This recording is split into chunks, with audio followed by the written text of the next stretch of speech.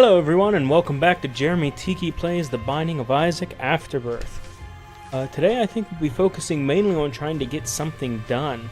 I have most of the post-it notes filled out already, but there's still a couple items that I need left, namely Mega Satan on Cain, Mega Satan on Isaac, a lot to do with the Keeper actually, Hush and Mega Satan on Lilith, and Mega Satan on Lazarus and Eve. So let's see if maybe we can get something done with Lilith today, since outside of the Keeper, she has the most things that need to be done. Alright, let's see. Way there. Awesome, Curse of the Lost right off the bat. That's exactly what I want to see with Lilith. So, at least with Lilith, like I was saying yesterday, I think Lilith's an interesting character. There could be more done to make her more interesting, like starting her with other familiars outside of the Incubus. I think she should act more like Eden in that way, as in we give her random familiars instead of the Incubus every single time. But I also, oh my god, you can tell I haven't been playing or practicing at all today. I'm not doing so hot. But I think she should be more like Eden in that way, that we give her a random familiar instead of Incubus every time. But not just any random familiar. I think that each of the familiars should be graded on how useful they can be. So you won't get stuck with just a familiar like Brother Bobby or Sister Maggie or something like that. Because that would make it a lot less fun if you were stuck with one of the weaker familiars every time. Oh my god. Oh, those little guys do a whole heart of damage. I guess they're considered champion monsters. That's kind of bullshit that they do an entire heart of damage. Okay, now I'm not on an XL. Right, because I have Curse of the Lost. I couldn't be on an XL4. But I think each of the familiars should be rated on a scale. So that if you get a weak familiar like Brother Bobby or Sister Maggie, you can also get a second familiar too. Like I said on the last stream, I would be happy if I started out with like Little Steven and Brother Bobby, or Little Steven and Sister Maggie, something like that, or starting out with one good familiar, such as Little Brimstone or Incubus, or maybe not Succubus, because Succubus isn't a direct attacker, but something like that would be perfectly fine with me. And then you could have a rare chance to get like Succubus as a starting one as well, as a starting familiar as well. But I think, well, there's Mega Satan as long as I live until the end of the floor now. I'm guaranteed to get into Mega Satan with that get out of jail free card. So it looks like I could be getting Mega Satan done with Lilith today, which would be really great. Doing Mega Satan still, especially before Afterbirth came out, was a real pain in the ass to do. Because it's really hard to get Mega Satan, and you kind of have to set up a run just to get to Mega Satan. It's not something that you can do every single run. So you have to kind of specifically aim to get there. Unlike Boss Rush, where it's just, you know, as long as you're going quick enough, you can get the Boss Rush, or you can get to the Hush. With Mega Satan, collecting all of the key pieces, or sacrificing health to get in the sacrifice rooms and fight the angels, or sacrificing your deal with the devil to get in and do a deal with the angel and get a key piece, or hoping you just get Dad's key. That's a lot of extra work just to do a optional boss fight that isn't super interesting to do. I mean, the additional boss rush with the Horsemen and the Deadly Sins make it, or the Horsemen and the 7 Deadly Sins make it interesting, but I mean, it's not worth going through the additional work that you have to do just to get to it. It's more of a, oh, look at that, I got, you know, get out of jail free card, or I got Dad's key on this run. But it's not something you would really, you know, go out of your way to go out and do unless you need to do it, you know what I mean? So, the fact that we, shit, well, there goes, oh my god, Jesus Christ. There goes any deal with the devil hope we had, certainly now. But the good thing is I'm getting a lot of familiars, so it should be relatively easy to keep my killing power up. Since I have Steven now, and I have, I mean, Abel isn't a massive win, but it's still something that'll get doubled at the end. I also noticed, I didn't see a lot of talk about it on Reddit, but Abel actually got a small buff. It used to be Abel just shot directly in front of him, or whichever way you were shooting. So if you shot to the left, he would shoot to the left. You shot to the right, he would shoot to the right, regardless of what way he was positioned.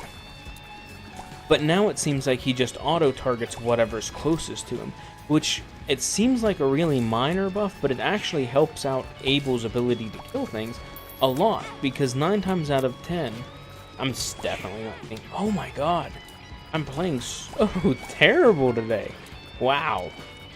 But it really helps out Abel's killing power, because normally when you're fighting and you have Abel, you're not focusing on what Abel's shooting at, especially since he's so low damage comparative to your attacks most of the time. So the... oh yeah, now Balls of Steel, thank you. Wow, I'm a little salty about that. But, you're focusing on where you're going to attack, not where Abel's going to attack. So giving him an autofocus makes it a lot easier to use, comparatively. So I think that was a surprisingly good improvement for Abel. That really, it doesn't make him a good item by any by any means. Like I said, you can tell this is my first run of the day. I'm not doing great. But it doesn't make him a good item by any means, but it makes him a less terrible. I guess is what I'm. The main point of that is the main takeaway. He's, oh my god, he still isn't good, but he's not as completely useless. Because without the auto aiming, he's completely useless. Because you're never going to aim with Abel. You're not going to sacrifice your own tears to try and aim and hit something with Abel. That's not going to be a thing that happens. But at least with this, he might do some kind of thing. I haven't gotten any bombs on this run so far either. That's kind of interesting. Normally, you see at least one bomb by now. But I haven't seen any bombs yet at all. But it's kind of distressing because there was a tinted rock back there that I could have possibly gotten. Thought I could get that and get out before he got me. I actually just learned, I think it was the other night, I was looking up information about something I was doing on Isaac. And those little guys there that are sectional, not Larry Jr., but the other little guy that was in that room, those guys are called butt lickers. I find that really funny for whatever reason. Because I was looking it up and I saw, I forget what it was I was looking up even now, but it said something about in the enemy butthole licker, and I was like, or butt licker, and I was like, as soon as I read that, I knew which enemy it was. I just immediately, it just made sense in my head. I was like, oh, that makes sense why they follow each other so closely like that now. I get it. That's just such a... It's like not even surprising because of the rest of the content of the game, but at the same time, it still got me a little bit. It made me laugh pretty well. But yeah, Butthole Licker is the name of those enemies. I love finding out little weird, quirky things about the game like that. It makes it all the more interesting. So now every time, because whenever you look at the sprite, at least to me, it never really clicked that that's what they were supposed to be doing, is licking the butthole in front of it. But now that the name was pointed out, it's kind of obvious, because whenever you look at them from the back, they do have like a little X on their back. And whenever you look at them from the front, they're sticking their tongue out the whole time. So of course, that's obviously what they're doing. Now that somebody explained to me that that's what they're doing. But I just think that's really just very funny. Butthole Licker is the enemy. Now I kind of want to go and look up what all of the enemy names are, but I just can't imagine another enemy's name is going to be that good. That just like topped it and made my night. Butthole Licker. Or Butt Licker, not Butthole. But yeah, that's how I spend my nights too, is looking up more Isaac information, because I have no life. My wife's very neglected in that sense. She doesn't get much attention. It's usually Isaac or other games that I'm playing at the time. And now streaming, she's super excited about that. Less time that I'll be spending with her. Or the dogs. The dogs are very against it too. I have 2 dogs. I've talked about it on stream a lot, but I don't think I talked about it in an Isaac video yet. I have 2 dogs, a pit bull mix, whose name is Iris, and a Shiloh Shepherd, whose name is Finn. and the Shiloh Shepherd, Finn. She's new. We just got her from the pound like 2 or 3 weeks ago. And Iris is like my child, basically. She really bonded with me very closely. So whenever I'm streaming and things like that, she's downstairs whining the whole time because she wants me down there with her. She's very, very unhappy that I moved my streaming setup upstairs into my office. Because initially I had it set up down in my living room, and I just played everything off of my TV.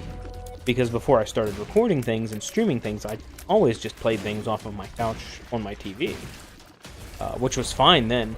But I realized on the first day of streaming, Ben and Iris are very loud, and it made streaming anything incredibly difficult because they were so loud the entire time. And every 5 minutes they were, fighting with each other or jumping at each other, trying to play or trying to get my attention. And it made concentrating very difficult. And obviously I'm not that great at concentrating while even just talking, let alone concentrating while trying to keep 2 dogs from attacking each other. So I ended up having to move my setup upstairs into my office. And both of them are very unhappy, unpleased by this idea that I'm moving my setup away from them. And every time I come up here, or I get something to get ready to come up here, you can hear them in their cages just giving me shit about it, because they know what's going to happen. All morning this morning, I was upstairs trying to set up this secondary display I bought for OBS, because right now I'm running all my stuff off of one monitor, and I want to have a second monitor so that I can see OBS when I'm playing. Because for Isaac, it's not that big of a deal. I can just minimize the window down to just windowed mode, and I can see everything that's going on. And that's fine for Isaac, but whenever I'm playing another game like Fallout or... dude, I can't even think of the other... or Sonic Generations or Sonic Adventure 2 Battle. I like to put those in full screen so that I can get a better resolution. But for Isaac, it doesn't really matter because everything kind of looks 8-bit or 16-bit anyways. But for higher resolution games, I like to have it set on full screen. But I also want to be able to see OBS because I was having what really caused it is I was streaming Fallout one night, I think. Or maybe it was Sonic Generations I was streaming. And my wife decided she wanted to sit in on it because she had never seen Sonic Adventure 2 Battle. That's what it was. And she decided she wanted to sit on it too. And I realized after the stream, you couldn't hear her voice at all because of how I have my microphone set up. I put a high noise gate on it because my office gets very hot for some reason. It has poor circulation. So I have fans on in the background, and I have a high noise gate set up on my microphone for that. And what the noise gate does is basically just block out any other sounds that are below a certain threshold. That way you can only hear my voice in the game, and I can have the fan on in the background, and you don't hear the constant whirring of the fan like I do. But I realized after the stream that because of the noise gate, nobody could hear her talking to me. So I was sitting here seemingly talking to myself, but I was actually talking to my wife, but you couldn't tell that I was sitting here talking to her. It just sounded like I was talking to myself. And it came off as like really crazy. That I was like crazy. So I wanted to try and fix that. Shoot, I forgot what the main point of talking about all this was. Yeah, I completely lost it. How about that? Anyways, I was fighting with this monitor and I can't get the damn thing set up. In my actual day job that I do for actual money, I'm a website developer. I don't know if I really talked about this at all, but I make like websites and stuff. And I make pretty good money doing that, but because of that, I use mainly Mac and Linux. Just because a lot of the like programming languages and stuff like that generally work better on Mac and Linux, especially the specific language that I use. It works much better on OS X or Linux. But, so I don't really use Windows. I haven't used it since I was like 14 or so. Since I really got into programming. And because of that, I'm not at all familiar with Windows. And it's like a whole... I didn't really think it was that big of a deal before. I mean, there's a lot of the jokes about, oh, you know, Mac is so much more friendly than Windows and blah, blah, blah, or whatever.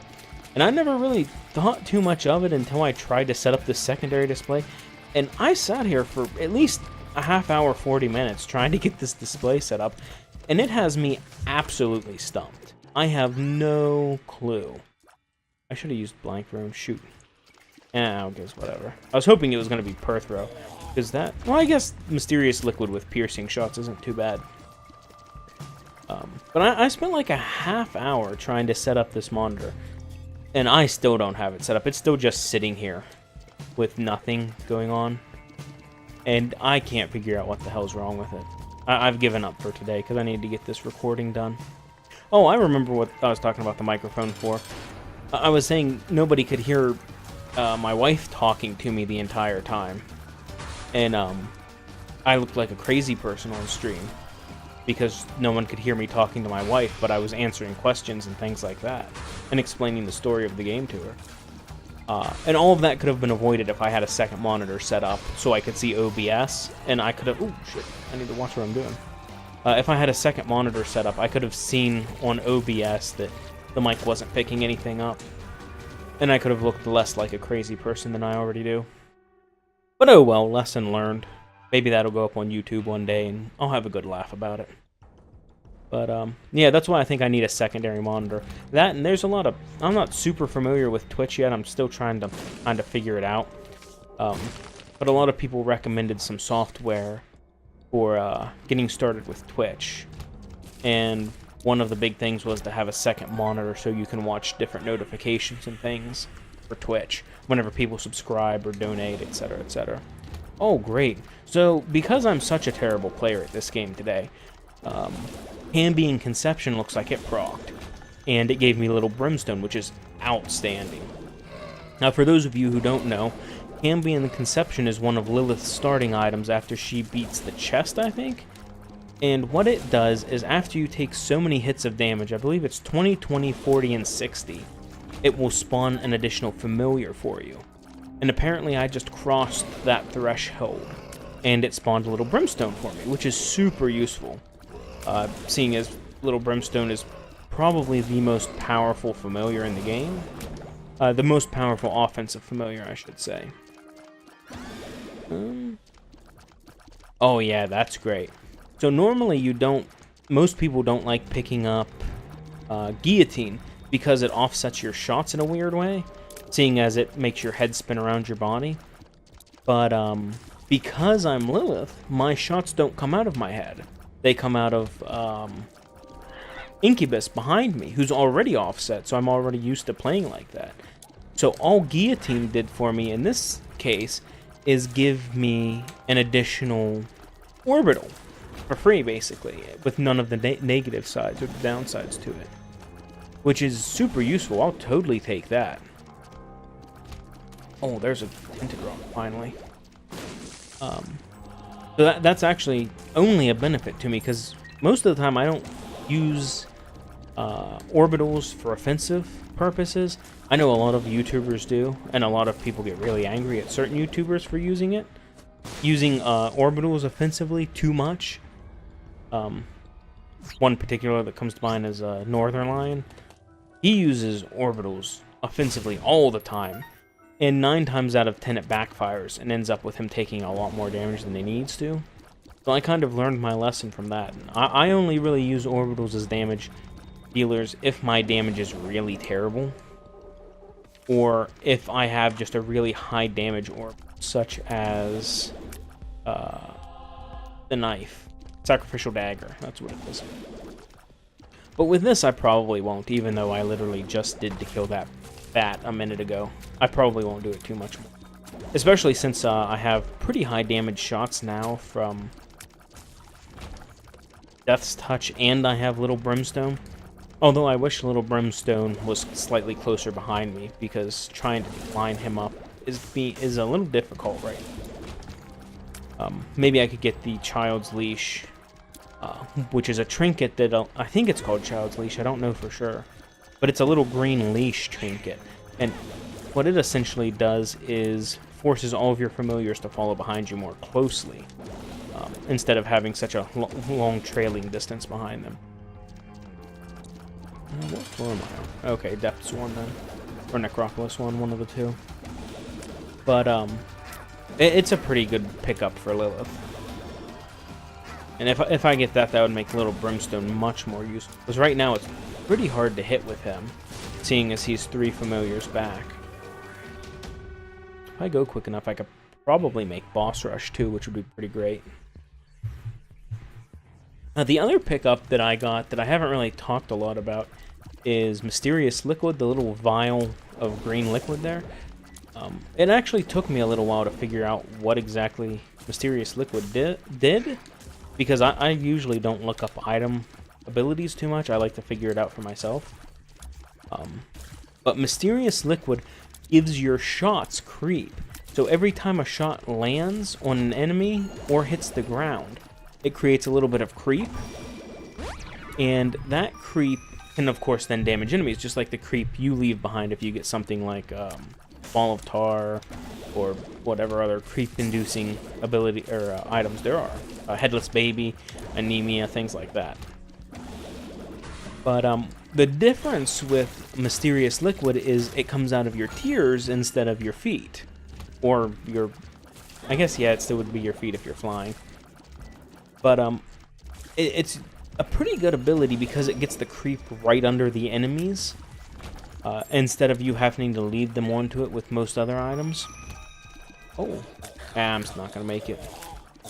Say, if I really pushed it, maybe I can... Nah, it's not. But the great thing about Mysterious Liquid is, with Death's Touch specifically, you can line up multiple shots, and the creep will come off of it every time it goes through an enemy. Which, I mean, it's, like I said, Mysterious Liquid isn't, like, it's certainly not going to be some kind of amazing game-winning item, but it's a nice addition, a nice synergy to it. Yeah. Right, Depths 2. I was gonna say, we could go back to the shop and buy something now, but not on the Depths 2. I skipped an entire item room where the feigned idea of getting bought didn't happen. There's no way I could have beaten Mom in 5 seconds, not with this run. Not that it hasn't happened before, but not with this run. It's not that powerful. Oh, wow. Now it is, probably. Ipecac just randomly sitting in an item room. That's pretty sweet. Ipecac is a really great item, but it's kind of hard to use. Oh, wow, look at that. The Mysterious Liquid creep, it's huge with it. That's neat. But it's a little bit harder to use with Lilith because you have that delay between where your tier shoots from and where you are. And because Incubus trails so far behind you, you can kind of get yourself messed up a little bit on it. You have to be even more careful with Ipecac than normal. So I'll have to be a lot more careful. Say, a good player needs to be a little bit careful. I'll need to be a lot more careful. Ah, shit. And see, that's the other kind of scary negative is, with Ipecac at least, is trying to, is letting enemies get too close to you and making it explode in your face. Well, that spider is just a fucking master dodger.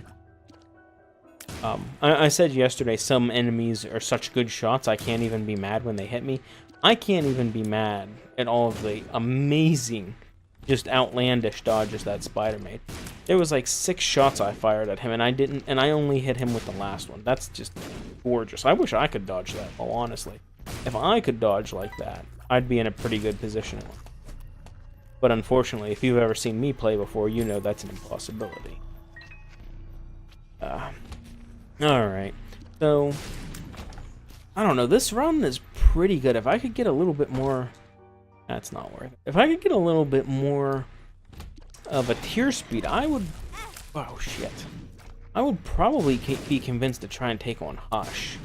Because this is a... Oh my god, Abel, stop that. The Abel hit that guy and make my shot miss him. If I could get a little bit more tier speed, I could be convinced to take on Hush with this run. It's pretty good. I generally don't like fighting Hush because I don't like the super bullet heli bosses. But Hush has kind of been interesting to me because I think what it... Shit. I think what it is I don't like about Hush isn't necessarily the bullet heliness, which is what a lot of people complain about. I don't like the idea of the armor. And that's what I dislike, is that the more you hit him, the stronger he gets. That's kind of a silly idea, and I think he has...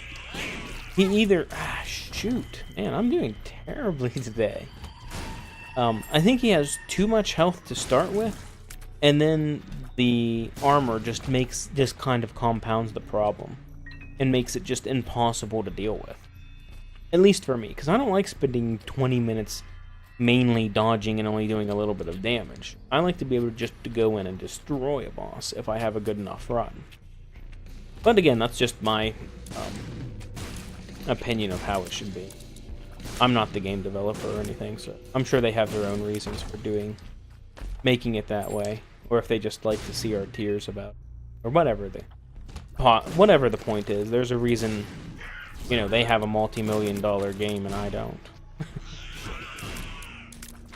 But that's just my opinion on it. If I could change one thing though, I think that's probably what it would be, because I just dislike the extensively long time you have to spend on it.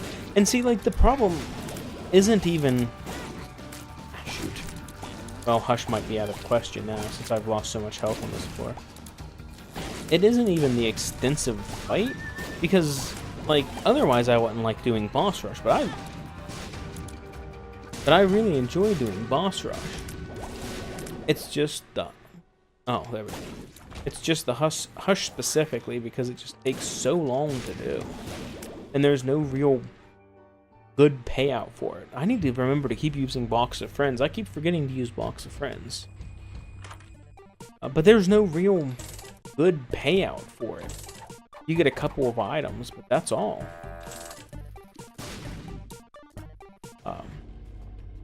So I think that's my biggest problem with it is... not enough reward for way too long of time.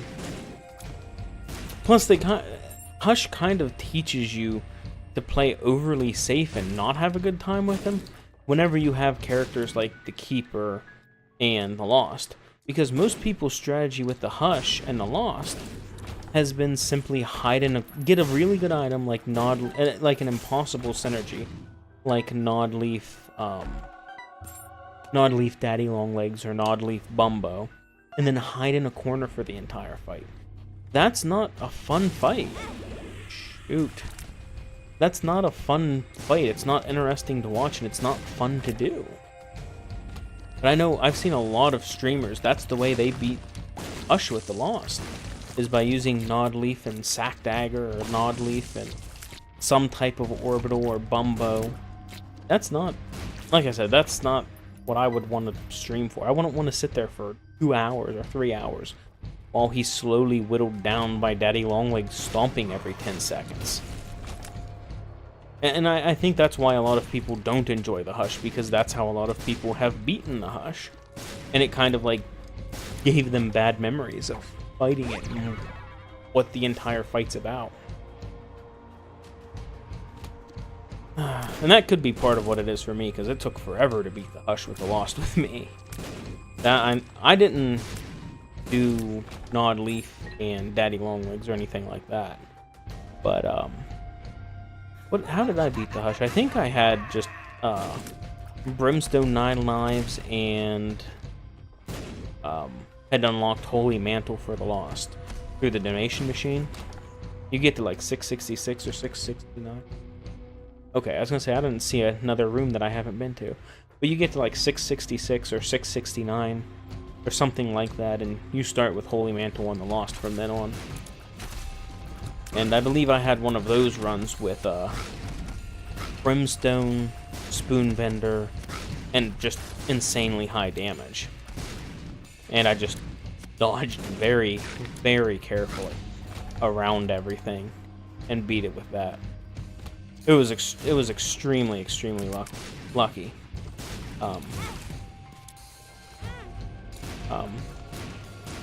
But I think that's what's tainted it for a lot of people, is just the hard way you have to kind of grind to beat the Hush.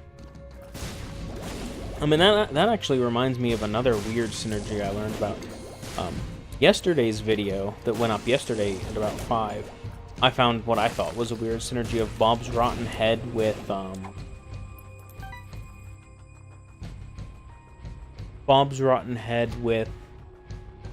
Cricket's body causes whenever you throw Bob's Rotten Head, it causes it to pop out into 4 sections like Cricket's body shots, but with Bob's Rotten Head instead. And it drops 4 smaller Bob's Rotten Heads. And I thought that was a weird synergy, but there's another one that's actually, I think, a bad synergy, and I only found it out on a Lost run when I was trying to beat Boss Rush with the Lost. Shoot. And, shit. And, that's the, I think it's called Deadeye, where it gives you the little monocle to, aim your tears, and you just fire constantly. That actually, at first glance, doesn't look like it works with